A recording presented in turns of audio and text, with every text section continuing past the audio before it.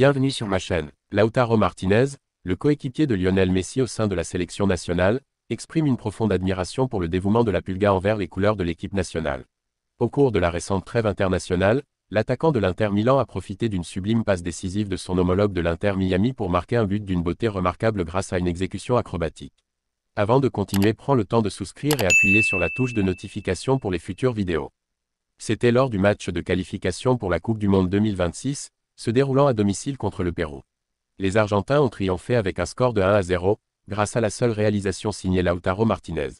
Ce dernier a loué Lionel Messi pour la passe décisive qu'il lui a offerte et a exposé les ambitions de la Pulga concernant l'équipe nationale à présent. Mon objectif aujourd'hui, c'était extraordinaire, je ne m'attendais pas à recevoir le ballon, Messi me l'a transmis de manière tout à fait inattendue.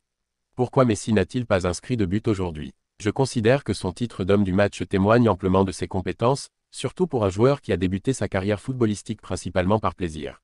Messi a accompli l'ensemble des exploits possibles dans le football et ne se préoccupe plus de marquer des buts ou de pulvériser des records. Il a commencé à assister ses coéquipiers dans la réalisation de buts et à s'adapter de la même manière qu'il l'a fait avec moi.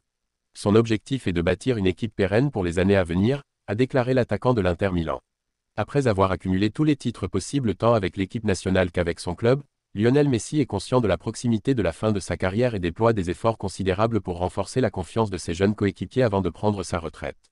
Faute de pouvoir renouveler son contrat avec le FC Barcelone, Lionel Messi a été contraint de quitter le club catalan durant l'été 2021. Un éclair de génie qui avait bénéficié au PSG, où la Pulga avait pris ses quartiers.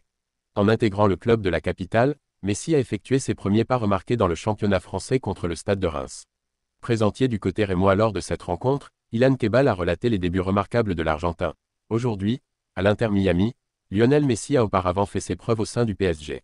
L'Argentin a revêtu les couleurs du club de la capitale de 2021 à 2023. Provenant du FC Barcelone, il a fait son entrée à Paris, établissant ainsi un trio offensif redoutable aux côtés de Neymar et Kylian Mbappé.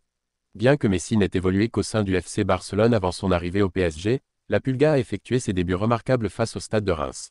Une rencontre dont Ilan Kebal, ancien joueur rémois, se souvient parfaitement. Lors de l'émission hors-jeu, Ilan Kebal a évoqué le tout premier match de Lionel Messi sous les couleurs du PSG.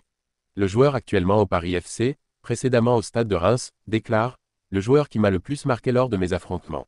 J'ai eu l'opportunité de jouer contre Messi. Il était revenu à l'issue de la rencontre, marquant ainsi ses débuts dans le championnat français.